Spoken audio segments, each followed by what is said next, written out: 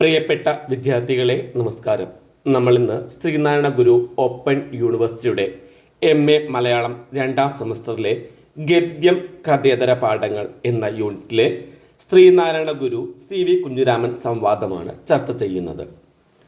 വിജ്ഞാനദാഹിയും നിരന്തര അന്വേഷകനുമായ CV കുഞ്ഞിരാമൻ മഹാപ്രഭാവനും ബ്രഹ്മതത്വവാദിയും ദൃഢചിത്തനുമായ ശ്രീനാരായണ ഗുരുവിനോട് ചോദ്യരൂപത്തിലും സ്വാഭിപ്രായമായും സംവാദമായും ഉന്നയിച്ച സമസ്യകൾക്ക് ഗുരു നൽകിയ പ്രതികരണങ്ങൾ പ്രസിദ്ധമാണ്.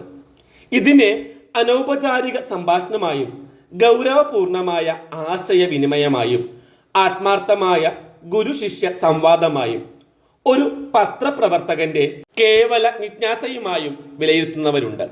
ഏതായാലും ഗുരുവിൻ്റെ അദ്വൈത ദർശനത്തിൽ അധിഷ്ഠിതമായ കാതലായ സിദ്ധാന്തത്തിൻ്റെ പൊരുൾ സുലളിതമായി വിശദീകരിക്കുന്നതിനുപകരിച്ച സംഭാഷണം എന്ന നിലക്ക് ഇതിന് നമ്മുടെ സാമൂഹ്യ സാംസ്കാരിക ചരിത്രത്തിൽ മികച്ച സ്ഥാനമുണ്ട്.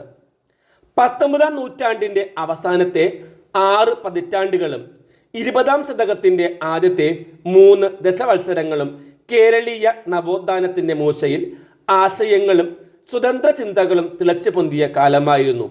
ഈ ഊർജ പ്രസരണത്തിന് ഒരേ തരത്തിൽ ആക്കം നൽകിയ മനീഷികളും ആശയ പ്രചാരകരുമായിരുന്നു ശ്രീനാരായണ ഗുരുവും CV കുഞ്ഞിരാമനും. ഗുരു CV സംഭാഷണം ആദർശാധിഷ്ഠിതമായ സത്യാന്വേഷണത്തിന്റെ ഭാഗമാണ്.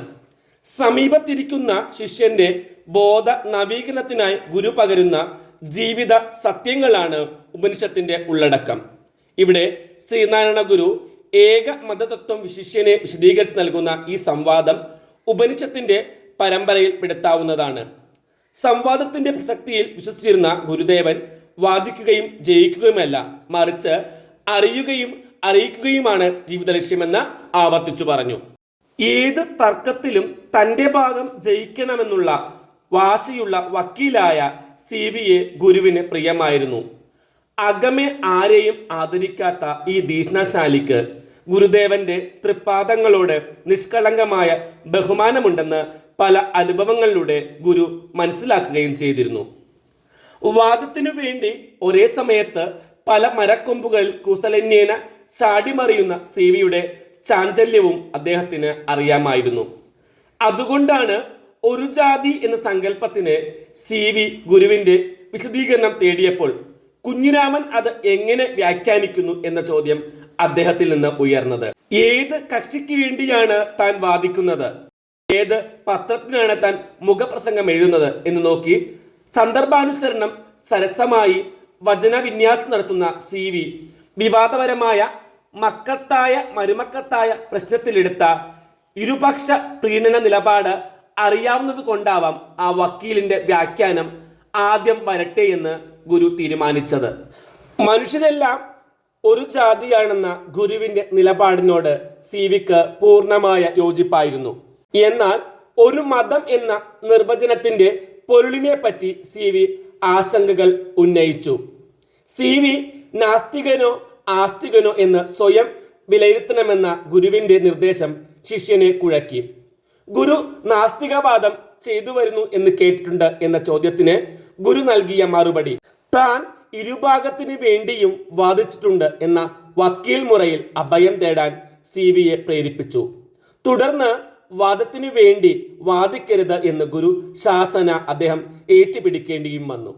അടിസ്ഥാനപരമായി ഭാവനശാലിയായ എഴുത്തുകാരനും ആത്യന്തിക സത്യത്തിന്റെ അസ്തിത്വത്തിൽ ആശങ്കയുള്ള അവിശ്വാസിയുമായ CVയുടെ വ്യക്തിത്വത്തിൽ വൈരുദ്ധ്യത്തിന്റെ പൊരുത്തക്കേടുകൾ ഏറിയും കുറഞ്ഞും അവസാന കാലം വരെ നിലനിന്നിരുന്നു.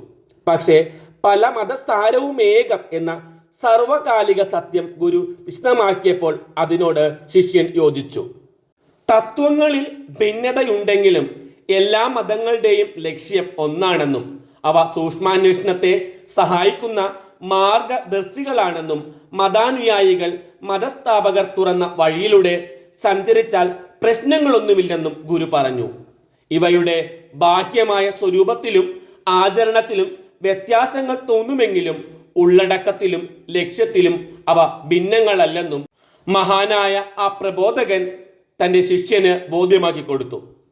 മനുഷ്യജാതി എന്ന മതത്തെ പൊതുവിലെടുത്ത് അതിൻ്റെ ഏകത്വത്തിലെ നാനത്വവും നാനത്വത്തിലെ ഏകത്വവും വിലയിരുത്തണമെന്ന തത്വം ഗാന്ധിജിയുടെ ശിവഗിരി സന്ദർശന വേളയിൽ ജാതിയെ പറ്റിയുണ്ടായ സംവാദം വിശദീകരിച്ച് ഗുരു CVയെ അനുസ്മരിപ്പിച്ചു. സനാതനമായ ഏതെങ്കിലും ഒരു ധർമ്മത്തെയോ സത്യത്തെയോ അടിസ്ഥാനപ്പെടുത്തിയല്ലാതെ ഒരു മതത്തിനും നിലനിൽക്കാനാവില്ലെന്നും സമബുദ്ധിയോടെയും സമഭക്തിയോടെയും എല്ലാ മതങ്ങളെയും എല്ലാവരും പഠിക്കുവാനും ലഭിച്ച അറിവിനെ പരസ്പരം സ്നേഹപൂർവം വിനിമയം ചെയ്യാനും ശ്രമിക്കണമെന്നും ഗുരു നിരീക്ഷിച്ചു. CVയെ ഈ അരുളപ്പാടുകൾ പൂർണ്ണ തൃപ്തനാക്കി. മതം മാറ്റം എന്നിവയെക്കുറിച്ചുള്ള സംവാദത്തിൽ പറഞ്ഞിരിക്കുന്ന കാര്യങ്ങൾ ഇങ്ങനെ സംഗ്രഹിക്കാം. സാമാന്യ ജനങ്ങൾ അവർ വിശ്വസിക്കുന്ന മതത്തിന് ആധാരമായ ഗ്രന്ഥം പ്രമാണമായി തന്നെ ഇരിക്കണം. അങ്ങനെ പ്രമാണമാകുന്ന ഗ്രന്ഥങ്ങളിൽ ധർമ്മവിരുദ്ധമായ ഉപദേശങ്ങൾ വരാതിരിക്കാൻ മതഗുരുക്കന്മാർ സൂക്ഷിക്കേണ്ടതാണ്. രാജ്യങ്ങൾ തമ്മിലും സമുദായങ്ങൾ തമ്മിലുമുള്ള ശണ്ട ഒന്നു മറ്റൊന്നിനെ തോൽപ്പിക്കുമ്പോൾ അവസാനിക്കും. മതങ്ങൾ തമ്മിൽ പൊരുതാൻ ഒരുങ്ങാത്തതുകൊണ്ട് ഒന്ന് മറ്റൊന്നിനെ തോൽപ്പിക്കുവാൻ കഴിയില്ല. ഈ മതപ്പോരിന് അവസാനമുണ്ടാകണമെങ്കിൽ സമബുദ്ധിയോടുകൂടി എല്ലാ മതങ്ങളും എല്ലാവരും പഠിക്കണം. അപ്പോൾ പ്രധാന തത്വങ്ങളിൽ അവയ്ക്ക് തമ്മിൽ സാരമായ വ്യത്യാസമില്ലെന്ന് വെളിപ്പെടുന്നതാണ്. അങ്ങനെ വെളിപ്പെട്ട് കിട്ടുന്ന മതമാണ് നാം ഉപദേശിക്കുന്ന ഏകമതം. മഹാത്മാഗാന്ധി കേരളത്തിൽ വന്നപ്പോൾ ചെയ്ത പ്രസംഗത്തിൽ ആശ്രമമുറ്റത്ത് നിൽക്കുന്ന ഒരു മാവിനെ ചൂണ്ടിക്കാണിച്ച് അതിൻ്റെ ശാഖകളും ഇലകളും എങ്ങനെ ഒന്നിനൊന്ന് ഭിന്നമായിരിക്കുമോ അതുപോലെ മനുഷ്യരിലുള്ള വ്യക്തികളും ഭിന്നമായിരിക്കും. ഈ ഭിന്നതയുള്ള കാലത്തോളം മനുഷ്യരുടെ മതങ്ങളും ഭിന്നമായിരിക്കാനേ നിവൃത്തിയുള്ളൂ എന്ന് അഭിപ്രായപ്പെട്ടിട്ടുണ്ട്. സനാതനമായ ഏതെങ്കിലും ഒരു ധർമ്മത്തെയോ സത്യത്തെയോ അടിസ്ഥാനപ്പെടുത്തിയല്ലാതെ യാതൊരു മതത്തിനും നിലനിൽക്കാൻ കഴിയുന്നതല്ല.